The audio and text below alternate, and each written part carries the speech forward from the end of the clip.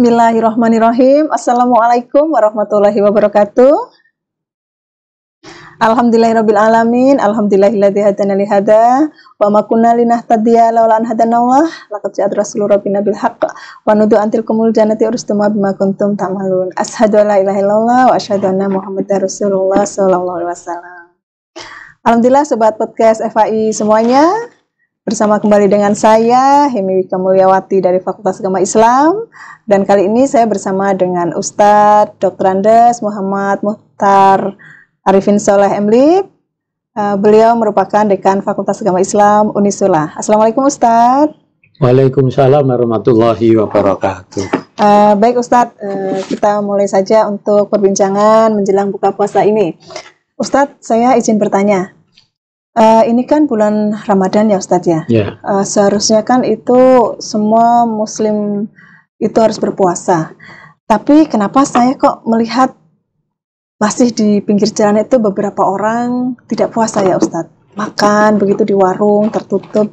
Itu bagaimana Ustadz ya? Ya, di Al-Quran ayat yang sangat populer ketika Ramadan ya, surah Al-Baqarah 183. A'udzubillahi minasyaitonirrajim. Ya ayyuhalladzina amanu kutiba alaikumusyamu kama kutiba alal ladzina min qablikum la'allakum tattaqun. Ayat ini ayat undangan untuk orang beriman. Ya ayyuhalladzina amanu, bukan ya ayyuhalladzil muslimu, bukan. Jadi bukan hai orang-orang Islam, tapi orang-orang yang beriman. Kemudian diwajibkan puasa. Berpuasa. Nah, sebenarnya levelnya itu tingkatannya ya dari Islam, iman, kemudian takwa. Islam, iman, takwa. Ya, jadi kalau mengundang iman, otomatis dia harus Islam. Islam. Ya. Iya. Karena ya Islam itu menyerahkan dirinya untuk patuh, wujud tunduk patuhnya dengan puasa. Oh begitu. Ya, jadi kalau ada orang tidak puasa, ya kita cuma lihat aja nggak puasa, warung makan minum misalnya. Satu, kita tidak tahu agamanya apa, kan? Boleh jadi dia non Muslim. Ya kalau nggak puasa ya namanya tidak masuk di perintah itu. Kan? Nah, yang memang kita sedih ketika ada orang yang mengaku Islam, ya, tetapi pagi-pagi Ramadan masih marung. Ya betul. Ya itu bagaimana ya? Ya itu saya anggap imannya masih mungkin belum ada atau masih kurang gitu ya. Gitu. Karena ya kebiasaan makan ya sehingga dia kuat, dia hidup ya dibiasakan. Walaupun ada perintah puasa, ya dia malah tidak puasa ya sebenarnya tidak beriman. Ya Muslim tapi imannya belum terwujud dengan baik ya. Jadi dia membiasakan kebiasaannya aja menurut nafsunya. Perut saya butuh makan ya makan dan seterusnya. Ya, padahal logikanya begini, Allah itu pencipta tubuh kita, menciptakan mulut untuk makan minum, itu perintahnya Allah, hukum Allah. Ya, sehingga mulut kita makan minum. Tapi begitu Allah sang pencipta mulut ini memerintahkan, kamu mulut berhenti makan minum dalam puasa Ramadan. Ya seharusnya kita harus berhenti.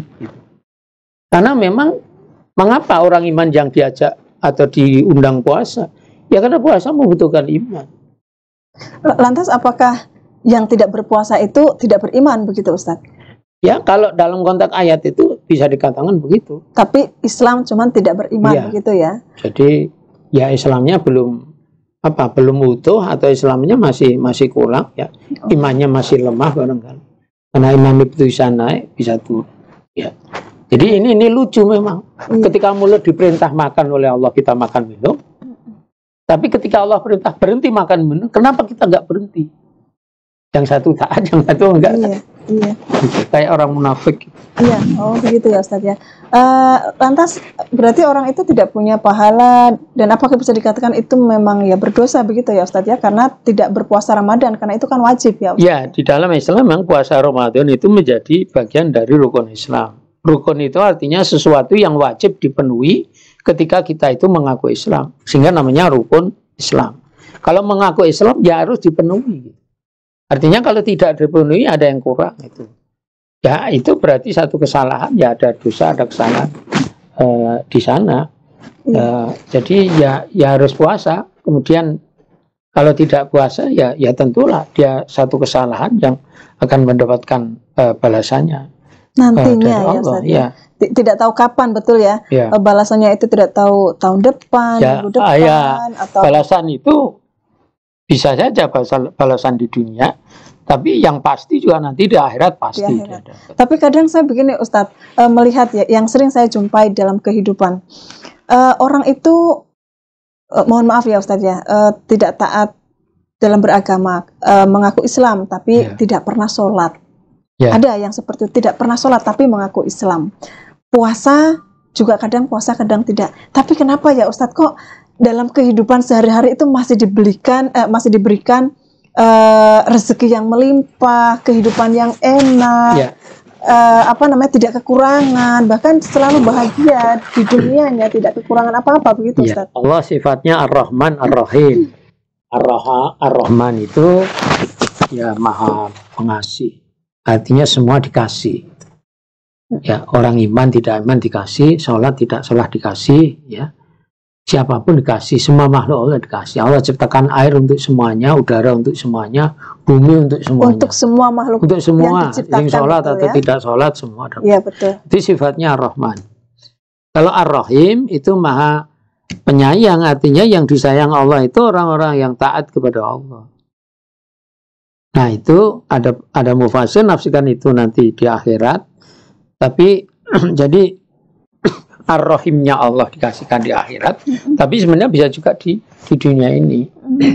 Jadi kalau ada orang yang ya kalau dalam hal ini sholat misalnya ngaku Islam tapi nggak sholat ya, orang menyebut Islam KTP ya, betul. Islam KTP. Ya istilah saya nanti kalau dapat pahala masuk surga, yang masuk surga ya KTP-nya itu. Orangnya enggak. Mungkin karena begini hadis mengatakan ya, bainar rajuli wal kufri tarkus shalah. Di antara seseorang ya dengan kekufurannya, bahkan di hadis lain ditambah wasirki dengan kesirikannya, dia meninggalkan sholat. Artinya kalau dia sholat dia iman, kalau tidak sholat tidak beriman. Ini sama halnya dengan puasa. Puasa wajib ditinggalkan itu tidak iman. Iya, dan itu memang karena sifat Allah yang maha pengasih lagi maha penyayang, bagaimanapun umatnya, walaupun karena Allah kan sebenarnya tidak minta untuk disembah ya, tanpa umat itu pun Allah masih tetap kuasa, masih esa, betul ya Ustadz ya. Jadi mungkin ada yang tidak berpuasa juga masih tetap diberikan kebahagiaan di dunia, tapi tidak tahu nanti di akhiratnya kan bagaimana, betul begitu ya Ustadz ya. Dalam konteks puasa ya, dalam puasa itu Kak, Nabi di hadis qudsi ya, ini firmannya Allah itu, kullu amali bani Adam lah, semua amal perbuatan bani Adam manusia itu untuk pelakunya, kembali ke dia pelakunya. Nah, ilas saum, kecuali puasa. As-saumu li wa ana ajzi. Puasa itu untukku dan aku sendiri yang akan memberikan pahala. Pahalanya sebesar berapa terserah saya. Jadi kalau ada orang ngaku Islam tidak puasa, itu nggak tahu diri, nggak tahu terima kasih. Sudah diberi air, api, udara, makanan, minuman, sehat dan sebagainya. Tapi kemudian untuk memberi Allah puasa, karena puasa itu untuk Allah. Untuk Allah ya. Ya, bahkan saya pernah mengatakan ya jadi Ramadan itu hajatan Allah menurunkan Quran, orang iman diundang, orang iman harus bawa kado, kadonya puasa. Kadonya itu diberikan Allah. Hanya satu amal puasa ini yang diberikan Allah. Nah, caranya Allah supaya manusia mengendalikan dunia, mengendalikan makan minum, supaya manusia itu tidak menyembah dunia, ya, menyembahnya kepada Allah. Maka tujuannya takwa itu yu'minuna bil ghaib di awal Al-Baqarah, iman kepada yang gaib. Jangan beriman pada makanan minuman. Nyatanya kita puasa masih sehat, masih kuat, karena yang menyehatkan kamu, menguatkan kamu, menghidupkan kamu itu bukan makanan minuman, bukan dunia, bukan uang kita, bukan kekayaan kita, tapi Allah. Gitu. Itu pelajaran dasarnya puasa begitu. Ya, siap Ustadz.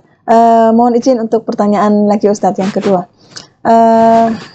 Di bulan Ramadan ini kan sholat tarawih itu salah satu yang sangat dianjurkan ya. Itu merupakan sholat sunnah, betul ya Ustadz ya. Dilakukan dapat pahala, tidak apa-apa. Yeah. Mungkin di awal Ramadan dari hari pertama sampai 17 atau 20 masyarakat itu berbondong-bondong kalau saya melihat. Bahkan ada yang sampai membeli mukena baru, sarung baru supaya tarawihnya itu giat ya kan, semangat begitu. Tapi kenapa justru di akhir-akhir Ramadan itu mereka kendor begitu ya Ustadz ya, semangatnya mulai berkurang, mulai capek. Padahal setahu saya nih yang masih awam nih Ustadz, yang lebih mustajab doa, amalan itu di 10 malam terakhir di bulan Ramadan, di malam Lailatul Qadar ya. Itu kalau kita bisa perbanyak ibadahnya, kita akan dilipat gandakan pahalanya, amalannya juga, karena kita kan berfastabiqul khairat ya Ustadz. Lantas bagaimana itu Ustadz? Ya, jadi tarawih itu memang sholat sunnah, tapi sunnahnya sunnah muakkadah, hampir wajib. Dan itu sholat qiyamul lail pada dasarnya ya.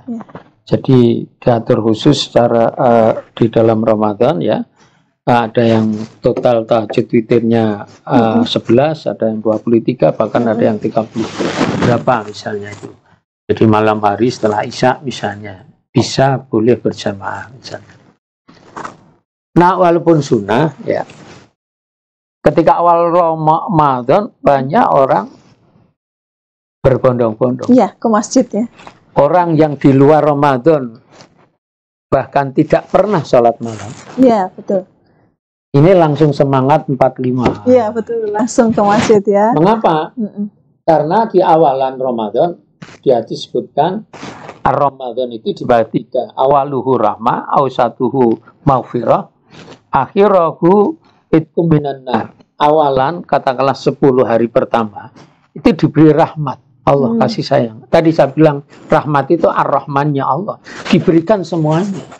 Sehingga dengan rahmat Allah itu hari pertama, kedua, ketiga bangun jam 3, bangun aja semangat. Kita semangat sehingga penuh sesak itu musola, masjid misalnya. Karena rahmatnya Allah. Ya. Kemudian ditingkatkan Allah kualitasnya Ramadan dengan maghfirah, ampunan. Yang terakhir itu minanar. Itu artinya meningkat kualitas Ramadan itu. Tapi justru mengapa semangat jamaah menurun? Ya, Lailatul Qadar itu dahsyat. Itu saya mengumpamakan ibaratnya 1 dibanding 60.000. Hitungannya adalah malam itu setengah hari kan, 12 jam. 1000 bulan itu berapa hari? 1000 bulan itu kan 30.000 hari kan. Ini dibanding setengah hari kan 1 banding 60.000.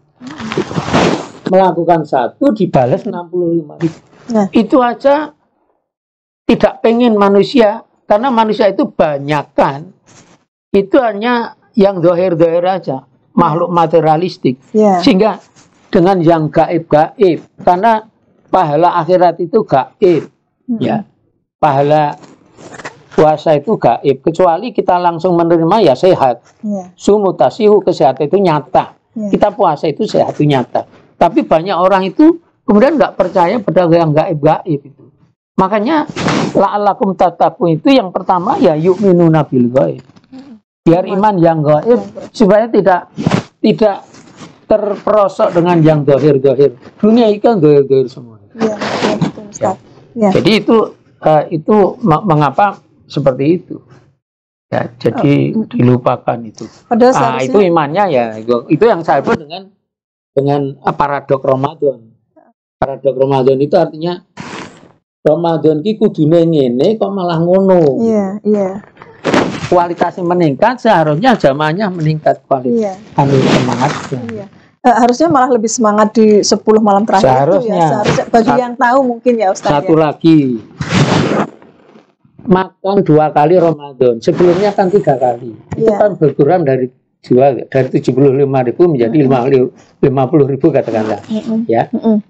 Tapi kenapa budget makanan minuman terus orang malah, oh ini persediaan makannya itu terpenuhi Ramadan itu. Ramadan itu kita suruh ngurangi makan kok. Iya, iya betul. Iya. Anehnya di situ. Iya, iya betul. Baik Ustadz, ini mohon izin pertanyaan yang ketiga Ustadz. 10 malam terakhir itu kan di Lailatul Qadar ada itikaf ya Ustadz. Kalau yang saya tahu itikaf itu kan dilakukan di masjid.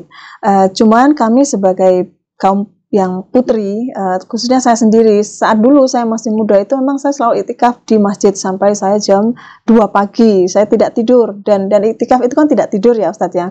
Di masjid tidak tidur, beribadah khusyuk sampai pagi menjelang fajar begitu, menjelang sahur. Lantas kalau itikaf dilakukan di rumah itu bisa tidak disebut itikaf Ustadz? Baik, ada dua hal. Satu Lailatul Qadar, dua itikaf. Lailatul Qadar itu tidak diberikan secara pasti tanggal waktunya oleh Allah dan Rasulnya. Hanya memang ada di hadis Rasulullah memberi sinyal malam-malam ganjil 10 hari terakhir. Ya. Itu baris sinyalnya. Boleh jadi 21, 23, 25, 27, 29 misalnya. Ya. Itu kan artinya belum pasti banget itu. Nah, ini maknanya apa? Supaya orang itu bisa ngejar-ngejar hal itu sejak awal, tanggal 1 Ramadan. Iya, betul. Jangan nyegat jalan istilahnya. Iya. Ya, motong jalan ya Ustaz ya. Jalan sana itu nggak benar. Cuma ini menyemangat supaya terus termasuk meningkat tadi. Kemudian yang kedua tentang iktikaf, memang Nabi Muhammad SAW itu iktikafnya kenceng banget ketika di 10 hari terakhir. Beliau tingkatkan. Ya. Iya. Beliau tingkatkan dan beliau lakukan di masjid untuk meningkatkan itu karena tadi kualitas Ramadan yang meningkat ya, kemudian pahalanya semakin tinggi tadi 1 sampai tadi 60 ribuan tadi. Nah, iktikaf itu adalah tinggal diam di masjid, kemudian meningkatkan ibadah, ada sholat, ada zikir, baca Quran, mendengarkan ceramah misalnya. Dan sebagainya ya, kalau kita baca-baca ya, baca ilmu Islam yang bermanfaat misalnya. Nah itu iktikaf ya. Kalau Nabi ya dengan sholat terutama. Mohon maaf Ustadz. Ya. Iktikaf itu kan ada apa itu zikirnya sendiri kan Ustadz ya? Iya. Jadi sebenarnya zikir itu yang ya khusus misalnya zikir harian yang biasa kita lantunkan zikir ya nggak apa-apa dibawa ke iktikaf misalnya. Jadi zikir baca sholat, kita baca Quran itu adalah zikir. Ya, jadi perbanyak baca Quran itu, perbanyak sholat, perbanyak zikir, ya, zikir dalam arti baca Quran misalnya itu juga zikir. Kemudian tadi kembali ke pertanyaan, kalau di rumah gimana? Ya, kalau melihat tempatnya ya memang tidak sesuai dengan konsep iktikaf. Iya betul. Ya. Jadi tapi kalau misalnya di rumah itu yang putri misalnya, karena memang putri itu kalau ibadah mahdoh khususnya sholat memang dianjurkan misalnya di rumah. Di masjid boleh ya, di masjid boleh ya, harus bisa menjaga diri, syukur di masjid ditemani suaminya, anak laki-lakinya, kakak laki-lakinya dan sebagainya. Nah, walaupun barangkali tidak di masjid, kalau Ramadan seperti ini ya bisa kita di rumah itu meningkatkan sholat kita, bacaan Quran gitu ya. Karena Nabi menyatakan nawiru manazilakum bisolah wa qiraatil Quran misalnya. Jadi sinari rumahmu dengan sholat, dengan baca Quran. Maka khususnya yang putri-putri itu ya terus digencarkan walaupun di rumah terus baca Quran terus sampai jam 2 ya nggak apa-apa misalnya. Walaupun di rumah. Jadi lakukan aja, nanti tentang pahala ya misalnya Allah ya, terserah, nggak usah pikir pahala iktikaf dan sebagainya. Siapa tahu ya siapa tahu Allah menghendaki. Iya betul. Bahwa kamu di rumah diberi pahala iktikaf di masjid, bisa saja. Khususnya saya sendiri nih Ustadz, saya kan bingung ya Ustadz, sekarang sudah menikah, punya anak. Saya tidak mungkin dengan kondisi suami kan tidak di rumah, saya tidak mungkin untuk iktikaf di masjid sampai jam 2 pagi, begitu kan Ustadz. Jadi di tahun-tahun lalu akhirnya saya niatnya iktikaf tapi saya di rumah, begitu Ustadz. Ya, saya kira tidak apa-apa karena ada alasan syar'i ya. Jadi ada kewajiban seorang ibu, kewajiban seorang istri yang harus tetap dijalankan itu. Jadi kalau ada satu pelajaran yang pernah saya terima itu, kalau seseorang itu terbiasa dengan kebaikan, terus dengan kebiasaan baiknya. Kemudian suatu saat dia tidak melakukan sesuatu karena alasan syar'i, maka dia tetap dapat pahala kebaikan itu walaupun tidak melakukan. Oh iya. Biasa sholat jamaah di masjid. Suatu saat nggak bisa ke masjid 1 hari 2 hari karena sakit atau karena. Jadi waktu dia tidak di masjid, pahalanya masih Allah berikan kepada. Masih mendapatkan pahalanya ya. Baik Ustadz, terima kasih untuk perbincangan kita di menjelang buka puasa ini Ustadz. Semoga apa yang menjadi pencerahan Ustadz pada kesempatan kali ini bisa memberikan juga jalan keluar ataupun arahan untuk para pemirsa podcast FAI semuanya.